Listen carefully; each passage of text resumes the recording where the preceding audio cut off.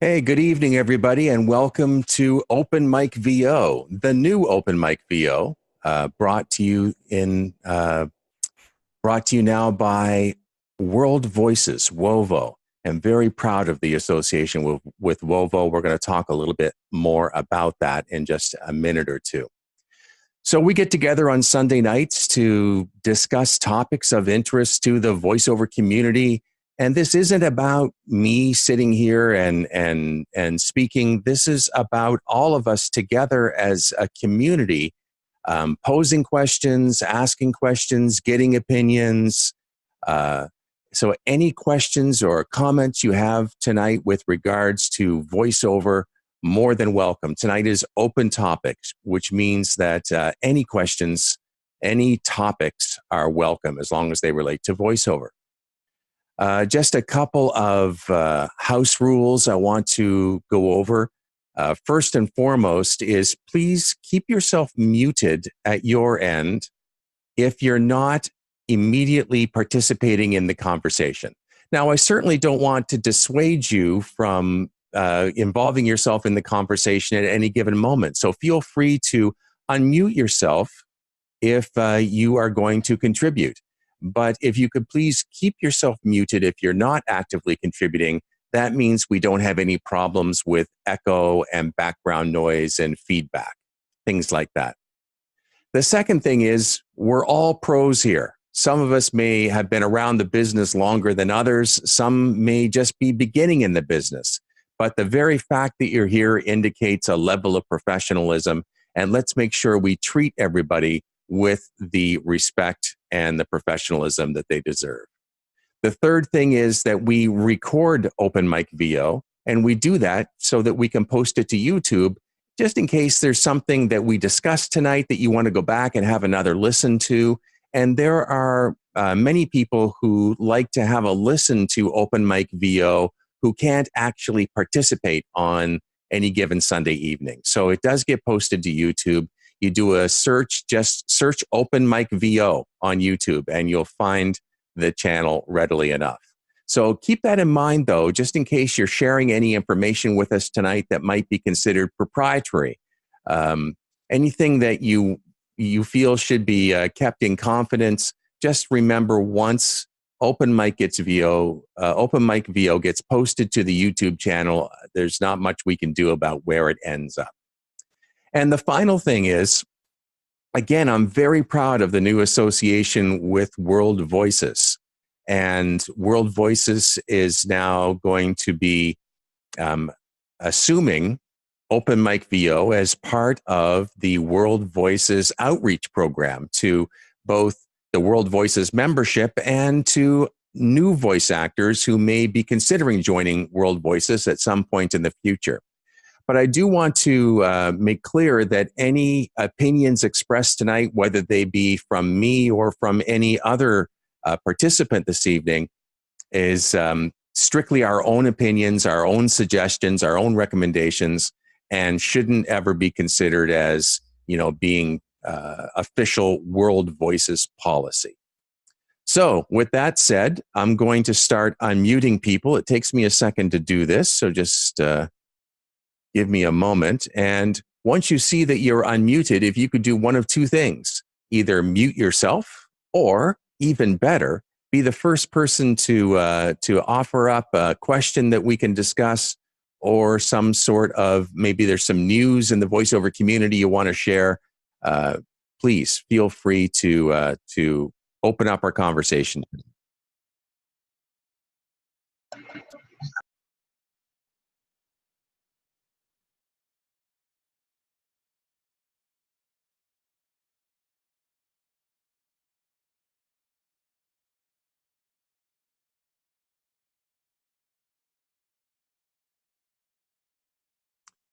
And we're working on getting people unmuted here.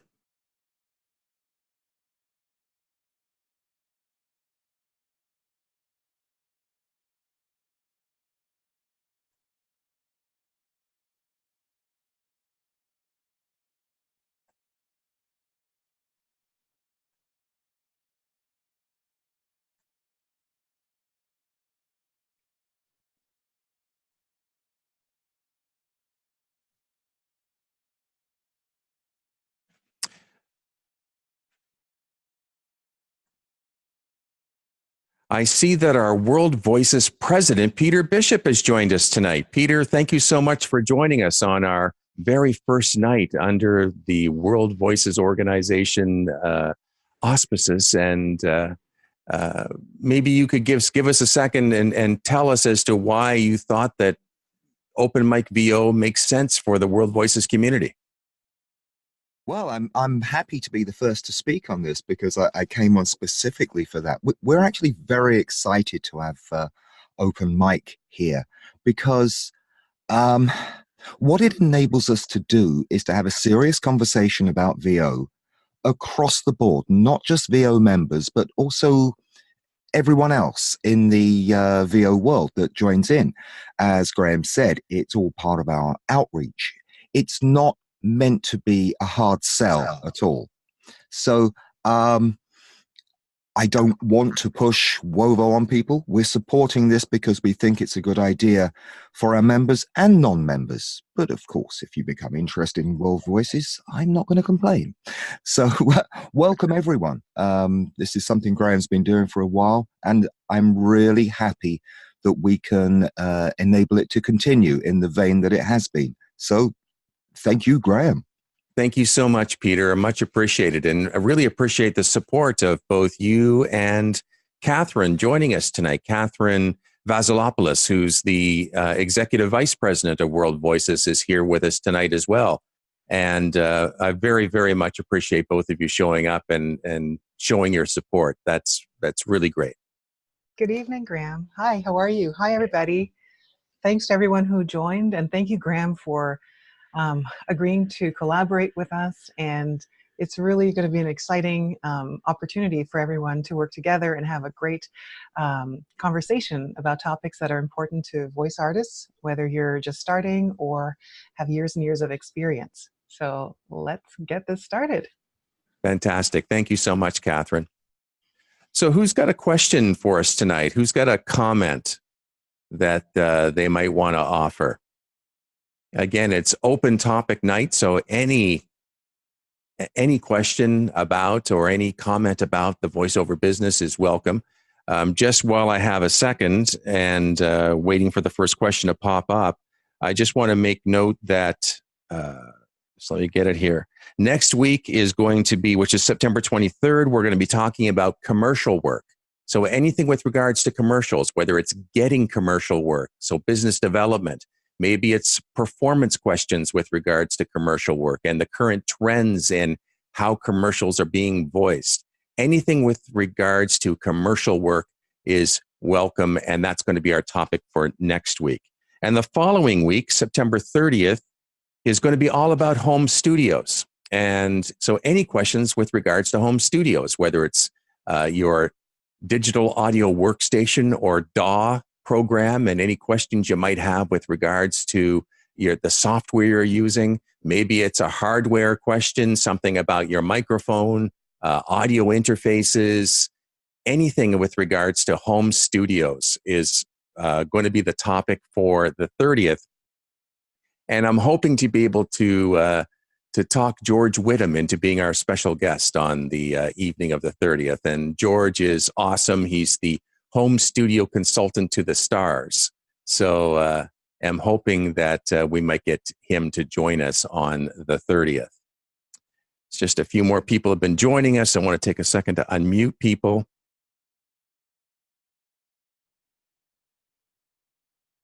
Question in the chat box is, how many people here are going to the World Voices Conference, WoVOCon, which is happening in November? I'm just trying to see if I can remember to get the dates right. I think it's 11, 12, 13. Is that right, Peter or Katherine? No, it's more like 8, 9, 10th. I think it's the weekend, he said, rapidly going through his diary. It's Friday the 9th for the masterclasses and registration and stuff. Saturday and Sunday, the 10th and 11th, are the main days of the conference. And yes, I will be there. And I'm going to be there as well. It's once again being held at the Tropicana, which is awesome. It's a great property for us, and they treat us really well. So I'm looking forward to that. Who else is going to WoVOCon this year? I'll be going. Well, I would hope so, Katherine. I think it's going to be exciting. We have some great master classes lined up for our professional members on the Friday. We have Bob Bergen, we have Mary Lynn Wisner, whose session is sold out, and Jeff Howell. So there's still room in those two sessions for people who want to register. And you need to be registered to the full conference in order to attend the master classes. And we have special room rates at the Tropicana for people who want to stay there on the nights of the conference. Bob Bergen is not sold out yet? That is unbelievable. Almost. There's a few spaces left. So anyone who was interested in character animation, voices, and want to do a workshop, I mean, he has quite a few years of a waiting list if you want to take a class with him otherwise. So this is a great opportunity. That's what I was thinking, is that if you want to attend his session in Los Angeles, it's literally months and years in order to get in there. So to have a full day with him, how long are these master classes? They're 4 hours? They're 3 hour long, and it's $125 US to attend. So you get, the class is about 12 attendees. So you really almost have one-on-one attention with him for 3 full hours for $125. So I think that's a really good deal. And we're happy to be able to provide this to our members because we just really want people to get the full experience of getting the education that they need and have questions answered by professionals in the field. And I think it's going to be awesome. And what is, so Marilyn Wisner, who's a fabulous casting director based out of Los Angeles, she's sold out. What about Jeff Howell? What's he going to be talking about? He will be talking about promos, and he also has a great track record for giving workshops.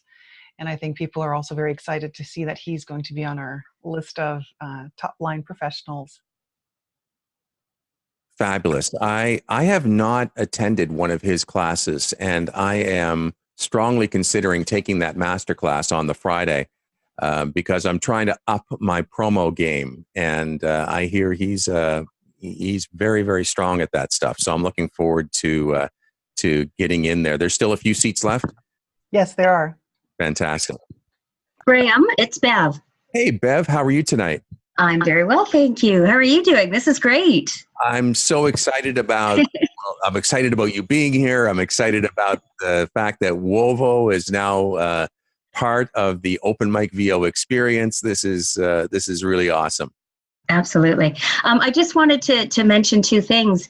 You can only take one of these master classes. I would have jumped on Bob Bergen, but I don't do animation, so I left that for others. But I was working with Jeff at the Euro retreat I attended this year, and he is absolutely amazing. So if you're thinking of TV show narration or promo, I mean, he does so many other things, but he had such a great way of directing everybody, really got personal with you and could change his direction from one person to the next, regardless of what level you were at or what you were working on. It was really, he's just really a professional and just made it so much fun. So if you're thinking about it, Jeff would be a great option. Fantastic. Well, thank you for the recommendation. And I think I'm going to have to register tomorrow for his class. Yeah. Graham, while the master classes are excellent value, let's also look at the main body of the conference, because it should be noted, I think Bev is actually going to be doing some improv. Was that what you were doing there?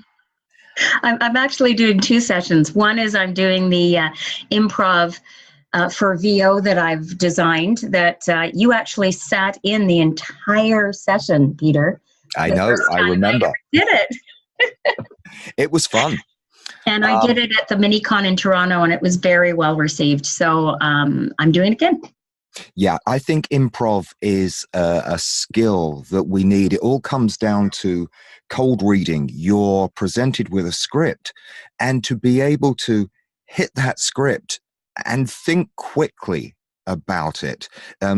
You haven't always got the opportunity to take it away for a while. If you're on a live session and you've only had the script, I think 5 minutes is the usual amount of time but from getting the script to the session starting. For me, that's enough time to print it off in 24 points so I don't have to use my reading glasses and get on with it. But you've got to hit the ground running. Improv really helps with that. Plus, with Bev doing her sessions, there's a lot of other really good content. We've tried to strike a balance between business and performance, because you need both to be a successful VO. So there's some really great performance stuff, classes, some technique stuff, some regular business stuff, how to market and how to run your business properly. I'm going to be doing something about working in a studio for the first time. If you don't know, you're walking into an alien environment.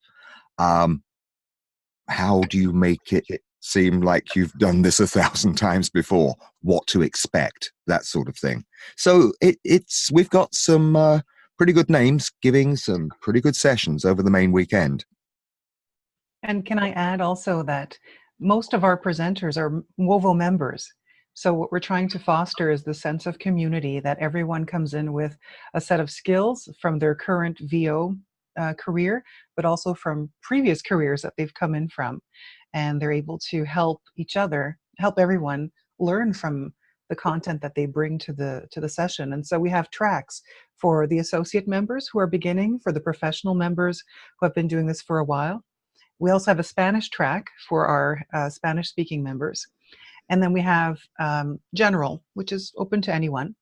But of course, you're all welcome to assist and attend any session you want. You can walk in and out depending on the information that you're there to gather, because everybody comes in with a certain set of things that they'd like to learn about at the conference.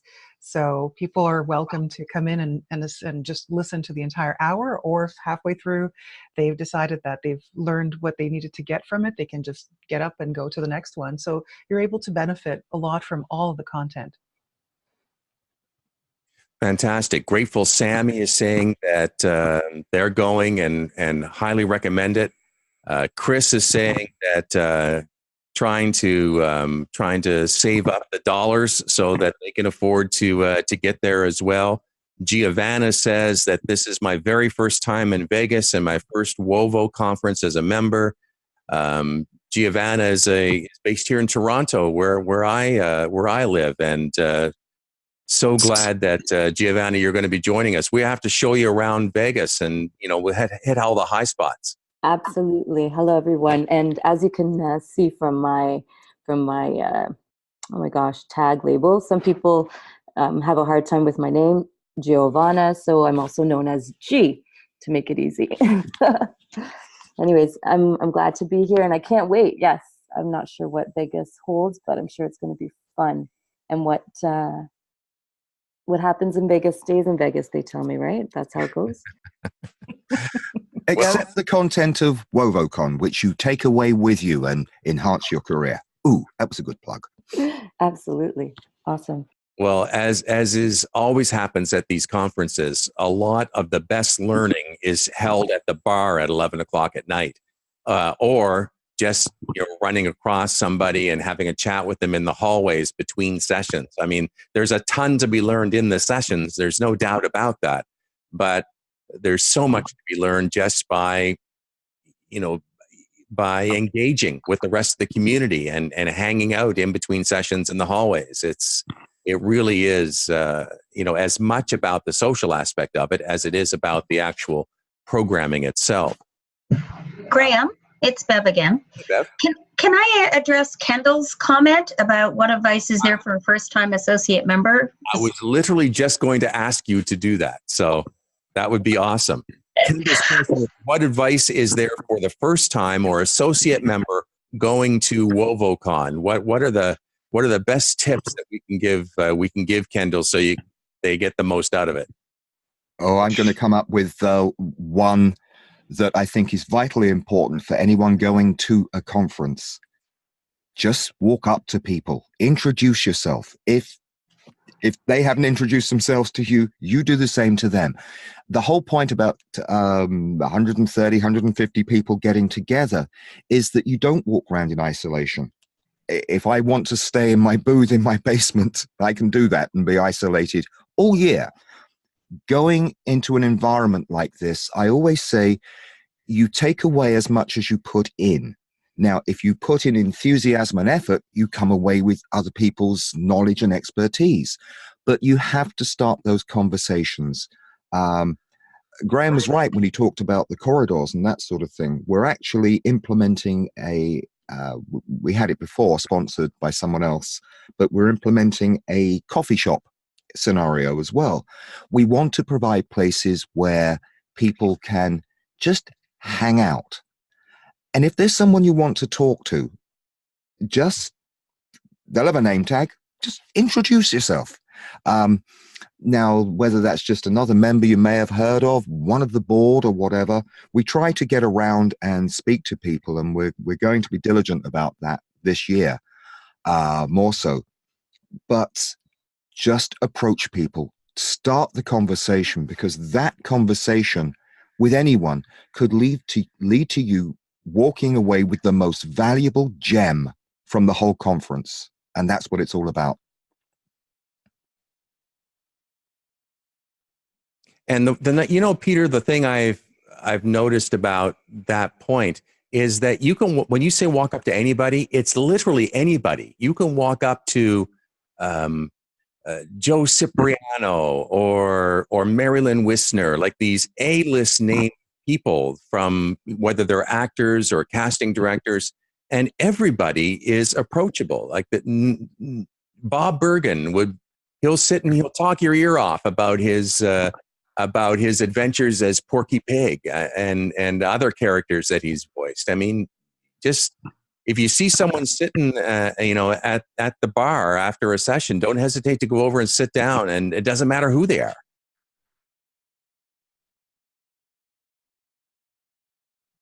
Bev, what did you want to add to that? Nothing.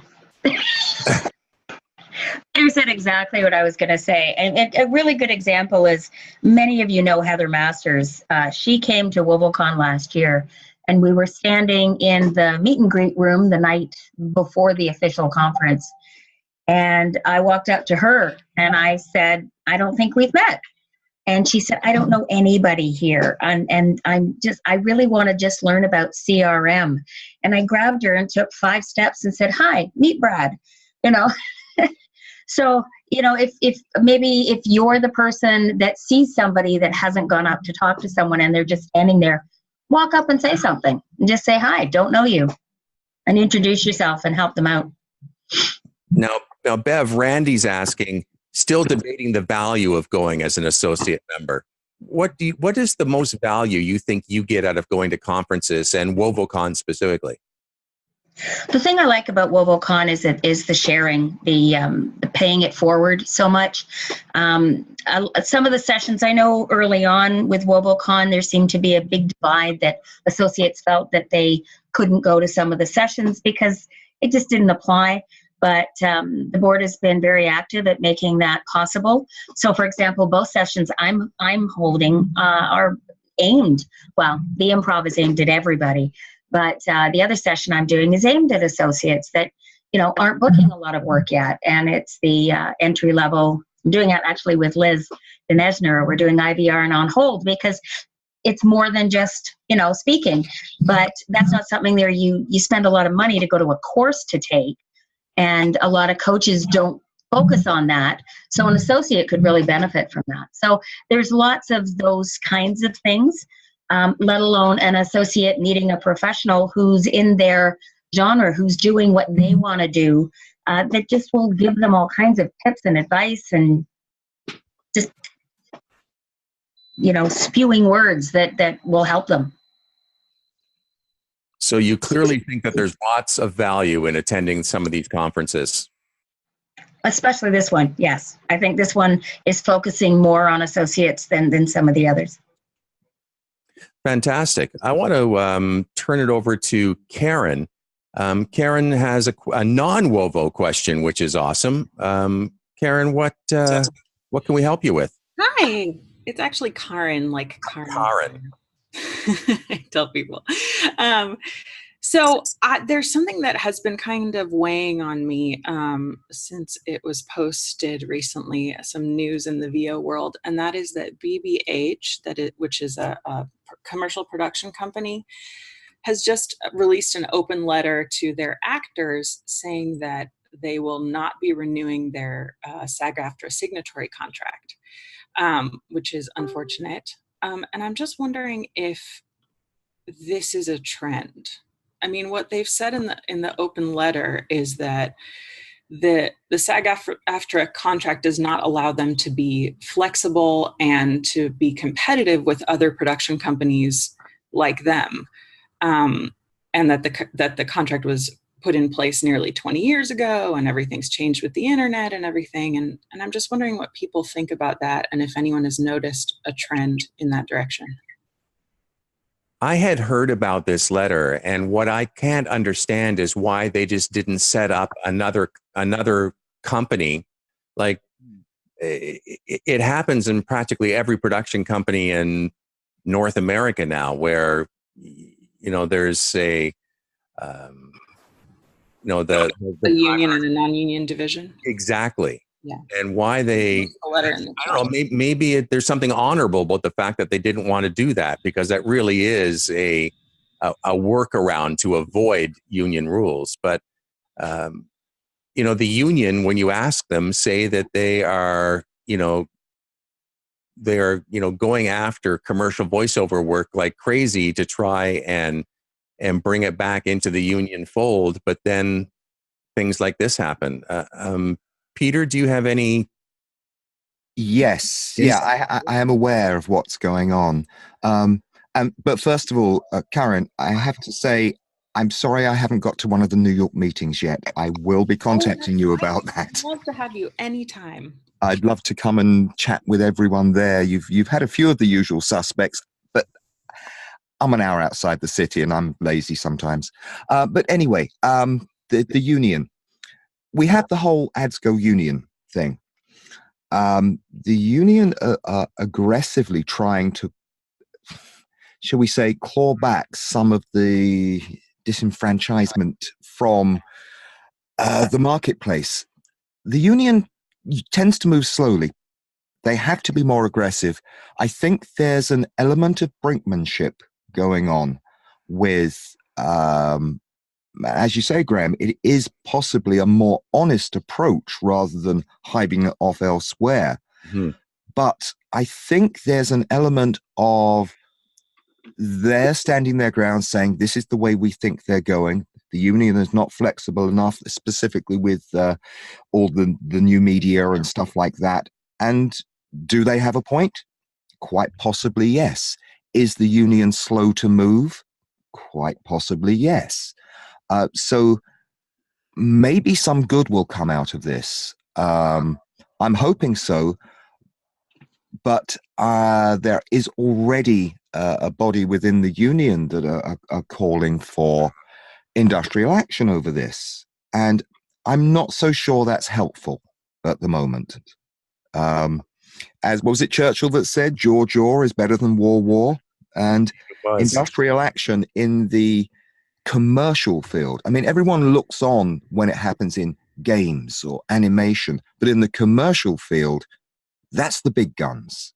So I'm really hoping that if this letter is intended to poke the bear sort of faces up and says, okay, how can we make this work, rather than just poke back?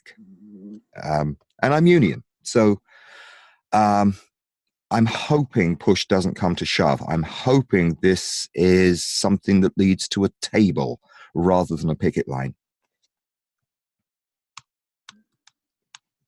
I'm hopeful too. I found so many companies trying to just, instead of embracing the union and the union contracts and union actors, they try to get around it because it's so much cheaper for them to not go through the union, in commercials anyway. In things like e-learning, it's about the same as what the regular professional rate is anyway. But I think there's also an element of a lot of companies are finding out, I mean, let's take the finances off to one side, how much less hassle it is to not deal with the union, because the union does have a somewhat archaic bureaucracy. I mean, contracts are written by a guy on a high stool with a quill pen. Or that's the impression that a lot of companies have. There's too many forms. A lot of the contracts are long and involved. There has been moves with the low budget stuff to get simple, small contracts. But until that filters through, you present a studio or a commercial agency with a contract that is probably half the size of the US tax code, or that's their impression. It's like, oh, there's got to be an easier way. The union doesn't present itself as an easy option, and they have to do that.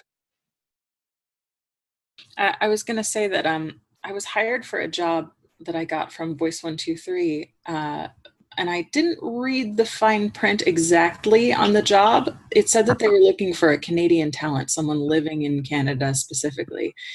And I didn't, until we were in the process of recording the job, they didn't ask where I was. And then in the session, I said, oh, I'm in New York. You guys are in New York too. And they came back to me after our session and said, oh, actually, we're looking for a Canadian talent because we're a union signatory and we want to hire someone who's Canadian so we don't have to go through the union. Which I just thought was really sneaky. And they paid me the session fee, but it just seems like more and more companies are trying to just avoid the union instead of embracing it, which is sad for us. Yes, it's certainly sad. Yeah, and Karen, I do think that, you know, price is an issue. There's no doubt that, especially in commercials, the non-union talent work for less money. But I do have to agree with Peter, is that a lot of the time it's not just or even at all about the money involved. It's just the union makes it difficult to work with them, and that is problematic. Yeah, I mean, if you think about it from a client side, the easiest thing for them to do is to go on the site that shall not be named and find somebody and not have to worry about taxes and have their job hired within, you know, an hour, and they don't care where the money goes as long as it's done quickly and you know, they don't even have to worry about paying somebody at 1099. It's easy for them. So I don't know. It just makes me worried. Yeah, I think that there definitely is a slow leak of commercial work that's headed non-union, and I unfortunately just don't see SAG-AFTRA in the voiceover world. In the on-camera world, they're very worried about it and very proactive about, you know, maintaining the commercial contracts and ensuring that work done for commercial, you know, signatory brands is being done under union jurisdiction. But I'm afraid the same can't be said when it comes to voiceover work. They just seem to think of voiceover as kind of the, you know, the ugly little sister that they just kind of ignore and don't pay much attention to. Yeah, the problem with voiceover, it is seen as the same as on camera in some ways, but it's not on camera. It's an off-camera part of the commercial contract. There are no specific voiceover contracts in the commercial side of things. It's always the off-camera part of the bigger contract, and that can be, so that means voiceover contracts, you've got to go through the things about wardrobe and whether you're supplying your own or not, and it's just, you have lines through everything because it's not applicable, but it's still in the contract because it's an all-encompassing contract, and the voiceover just comes in with off camera. So yeah, we're an afterthought. Who else has got a question for us tonight, or a comment, or a topic like what Karen just brought up that is of interest to the voiceover community. We're all here to talk about it.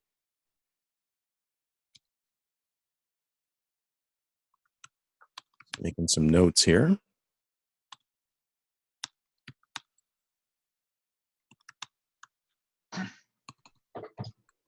Am I on?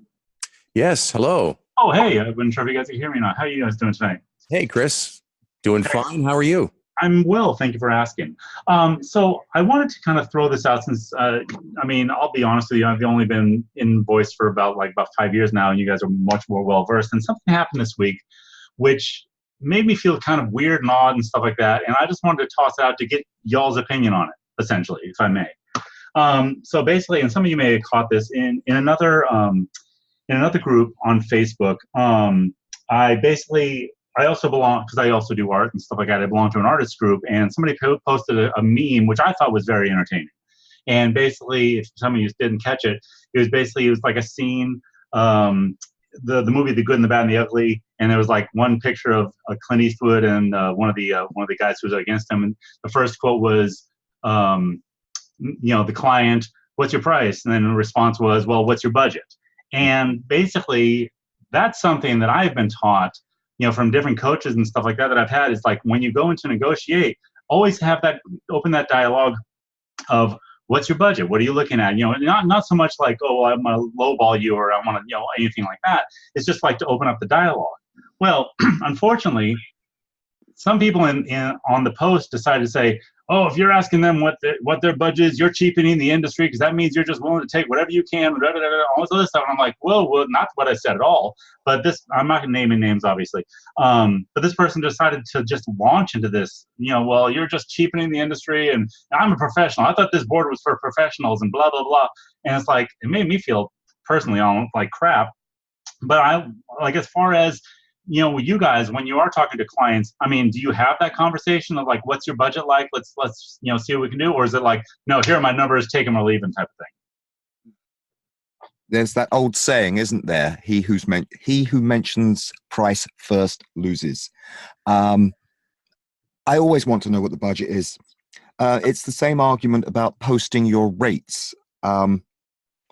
If I posted rates, my argument is always, if I say, let's say 500, just whatever job, that's my rate is 500. Someone's got 400, they may not approach me. Whereas if they had 400, I want to have the conversation with them, because that's close enough. If someone's only got $100, they're not going to contact me, and thanks for not wasting my time. But if I've posted $500 and someone's got 750, they're going to say, great, and give me 500. So by asking what their budget is, you get a good idea of whether it's either, thank you very much, bite their hand off, this is close enough, let's have a conversation, or thanks but no thanks. It's not cheapening it at all. I think you're absolutely right. Knowing the client's budget can save a lot of time wasting. And also, if you're posting your rates, you could either be putting people off who are close enough to negotiate with, or leaving money on the table for people that have got more. So I saw the meme you're talking about. I didn't follow the discussion because I started to see where it was going, and I thought, no, I can't get involved here. But no, you are absolutely right. Asking for a budget, if your initial contact from them is, can you do this? What's your rate? You say, what's your budget? But if they say, I've got X amount of money for this job, can you do it? You know what you're working with. But if you're asking what their budget is, it's putting him back into that position where they've got to mention the price, and then you can make a judgment call. I think there's nothing wrong at all about asking for what a client's budget is. It saves so much time, and it can make you money. Yeah. Well, and like I said, one of the things that I kind of threw out there is like, listen, even if you don't meet in the, at an agreeable price between the two of you, basically you're starting a conversation. It's like, and I think if anything, like one thing I've heard multiple times, I'm sure you guys also, it's like, it's all built upon relationships. And a relationship is not, here's my price, off you go. You know what I'm saying? It's like, okay, well, let's talk about this. What are you guys looking to do? And da-da-da. And okay, and that type of thing. That's what I see, because I feel like it's nurturing that relationship and, God forbid, human contact in this digital age that we live in. I think you must be careful, though, when a client asks you specifically, how much will this cost? You've got to give them a straight answer. There's no question about that. But there's always room for negotiation. I did some e-learning stuff the other day. My price on it was $650, I think. He said, can we trim that at all if we do the editing and you just send us raw? I said, absolutely. So there's always wiggle room. You can deliver less in the way of editing. Editing is so time consuming.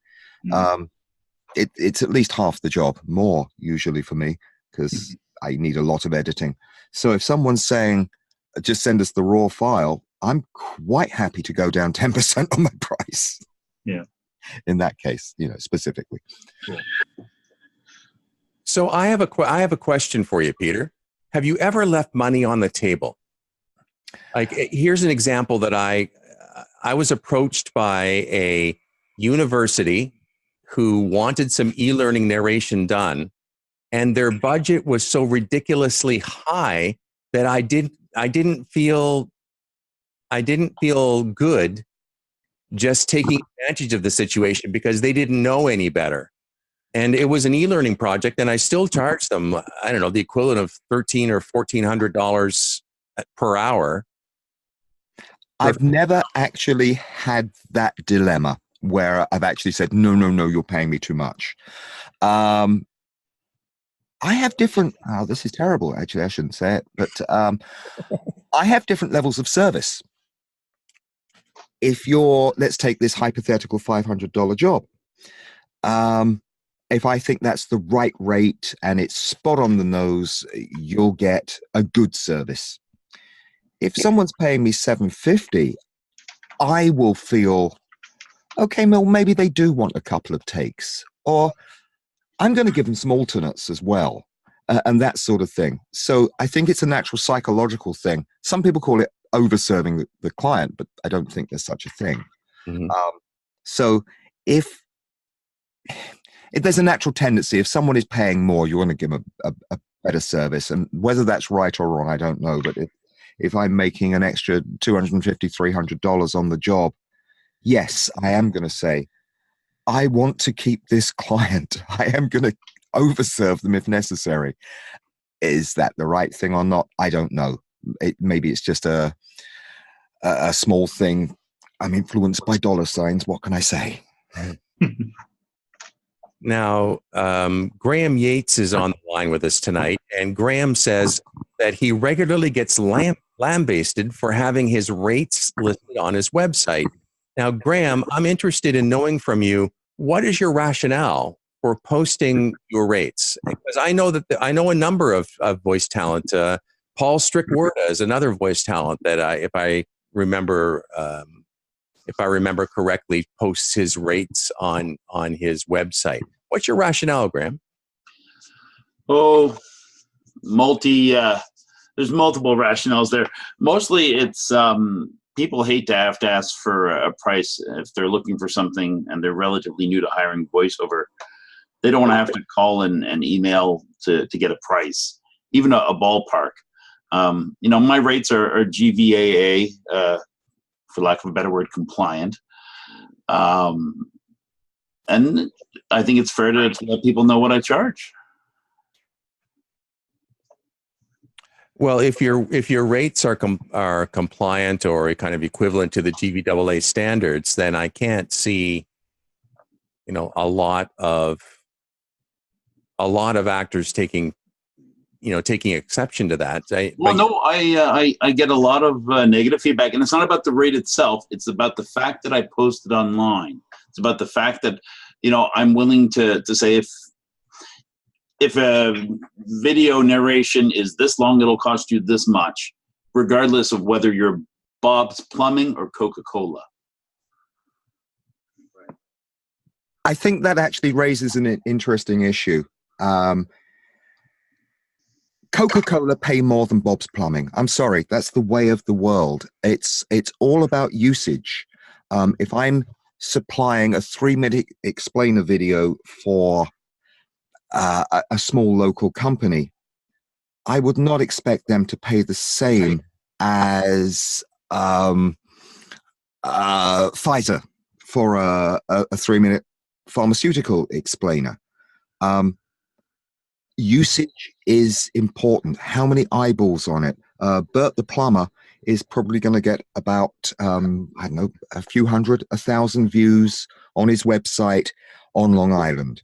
Pfizer will get probably 100,000 views. I think it's not unfair to have that reflected in the price. I absolutely agree with you, Peter. Usage is definitely one of the metrics that we should use. You know, how long is the script?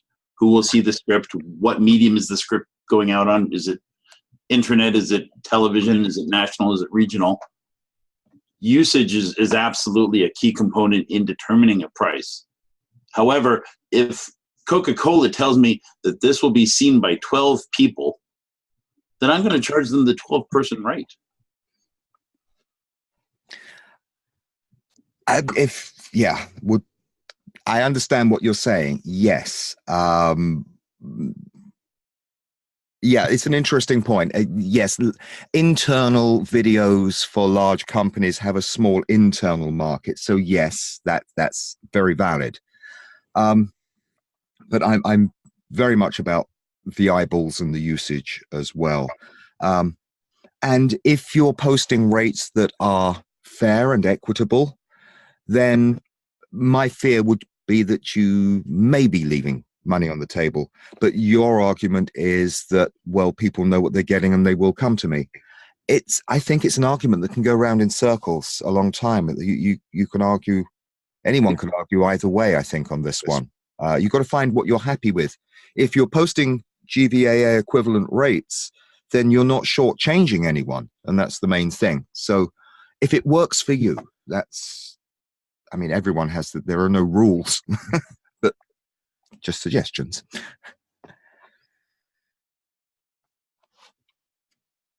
Who else has a question for us tonight or a topic?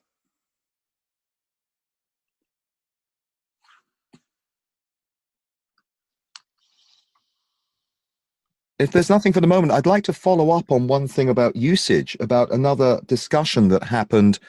I think it was on Facebook the other day. It was about e-learning rates. And I thought it was fascinating. E-learning rates are all over the place, even on the GVAA rate sheet, which for the most part is fair. But I think people are charging anything between, let's say, 15 and 50 cents a word, however that works out per minute per hour. It's a very wide range. There was someone arguing, he was an audiobook narrator, and he was arguing that he felt guilty and he was gouging the client when he was charging $1,500 an hour for e-learning, because he was coming at it from the mindset of an audiobook narrator, where the going rate is, let's just broadly stroke it, at $300 per finished hour. It's a completely different market, and he felt guilty about charging $1,500, which goes back to your point, Graham, earlier about overcharging. He thought he was, but really the $1,500 an hour was a fair, maybe even a low-sided rate for commercial e-learning. So it depends where you're coming from as well. For an audiobook narrator, charging $22.50 per hour for e-learning, which I think is what 25 cents a word works out at, it's like amazing. I've hit the jackpot. And they're slightly incredulous. But again, this is not an audiobook that's going out to users who are paying $8, of which the author's getting $2. The narrator has got to take a share of that.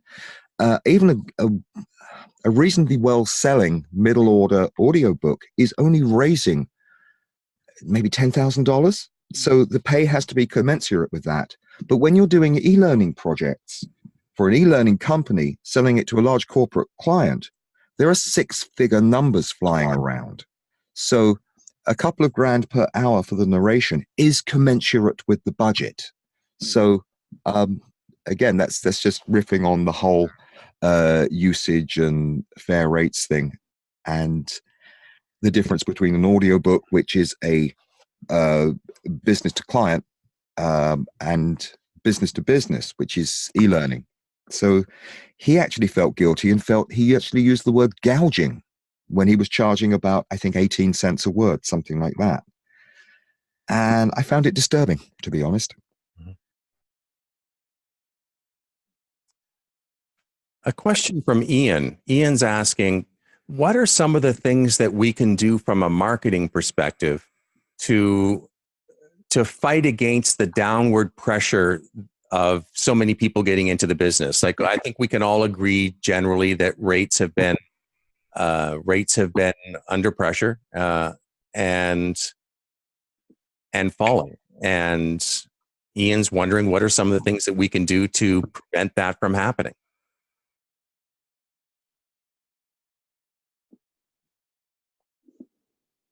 If I can jump in, I would say first, as a voice talent, each person has to get educated on what the fair market rate is, and there are many resources online and on the WoVO site that can help you get that depending on where you live, in Canada, US, or anywhere else.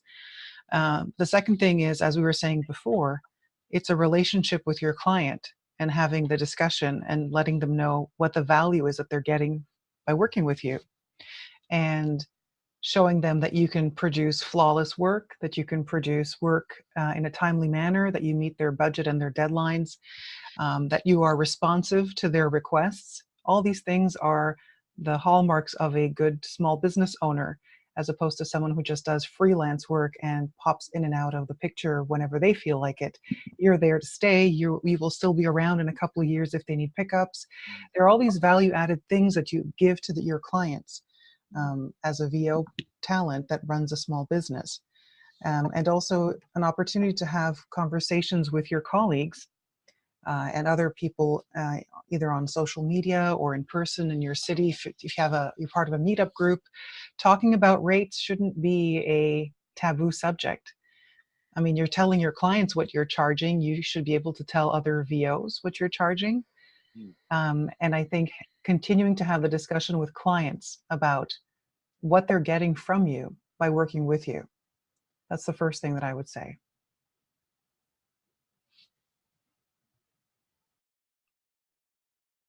Katherine, out of curiosity, what's the oldest pickup you've ever done? Mine's 5 years, when a client's come back and asked for a line changed. That's a good question. Yeah, I'd say 4 years. Someone comes back and says, you remember a project you did for me years ago? Could you do this? Or especially for telephone systems. I work with someone here locally. He comes back once a year with a message or two that needs to be updated, either for a holiday message or for a new service that he's providing. And I've always been his voice, and I'm always around for him. And he's very thankful, and he pays quickly, like in 2 days by mail. I get a check from him. So those are the kinds of things that I'm sure clients appreciate. Instead of having to track down a person that was maybe on a pay-to-play site and came and went and was using this as a hobby for extra cash on the side to pay for whatever. I mean, that's the value we provide as professionals. That's what I would say. About 4 years. That's good. The problem I had when I did it, I was, oh dear, what microphone was I using at the time? Because I had a terrible job voice matching on it. And it was down to the fact I had a brief flirtation for some work with a dynamic, a Shure SM7B. And luckily I still had it. I had to unpack it and put it back in place. And I managed to get it to drop in really nicely. But I was scratching my head for so long about why I couldn't match it. So yeah, the old SM7B came out. There you go. Well, some people have their CRMs and they use it for to keep notes about their clients and the last projects they worked on and what they charge their clients. But one of the things that they use it for is to take down notes about which microphone and setup and presets they used for that recording, including the specs for the audio file, because some clients have certain requests and others have others. So I think that's a great place to keep track of the microphone that you've used for a client. And that's going to go down as a top tip. I love that. Thank you. You're welcome. I actually incorporate the microphone that I use right into the file name.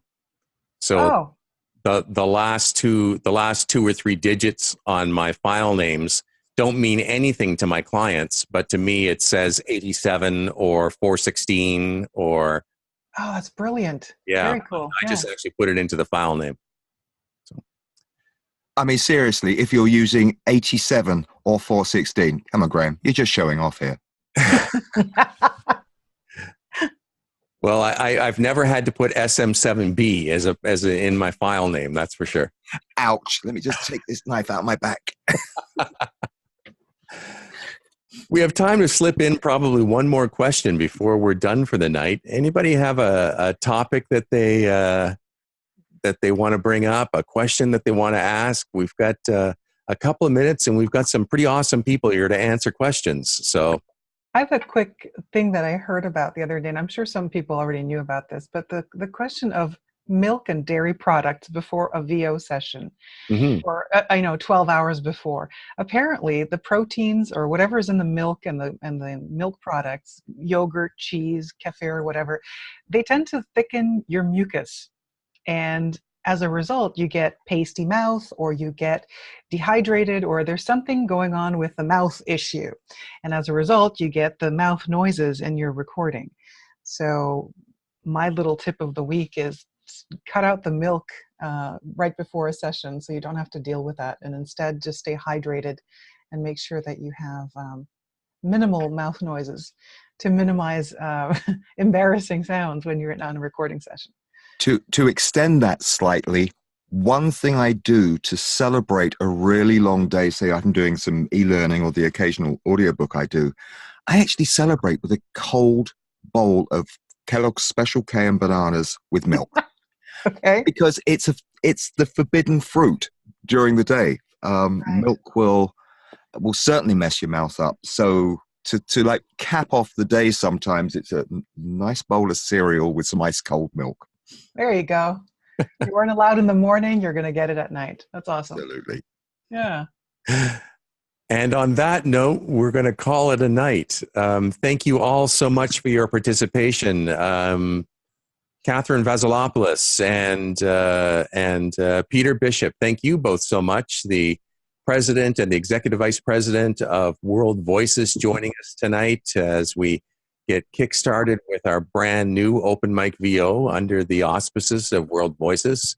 Thank you both so much for your attendance, your participation, your advice. And, thank you, Graham. You did great. You did fantastic. Yeah. Amazing. You're more than welcome. Thanks to everyone who participated as well and all your questions. It's so nice to see everyone here. Yep. So we're back again next week. As I said, next week is going to be about commercial work. The week after that is going to be about home studios, anything to do with home studios. The link is the same for next week, 9 p.m. Eastern, 6 p.m. Pacific. Hopefully we'll see you all then. Until then, have a great week, book lots of work, and we'll see you again next Sunday. Have a good night, everybody. Bye. Bye. Thank you.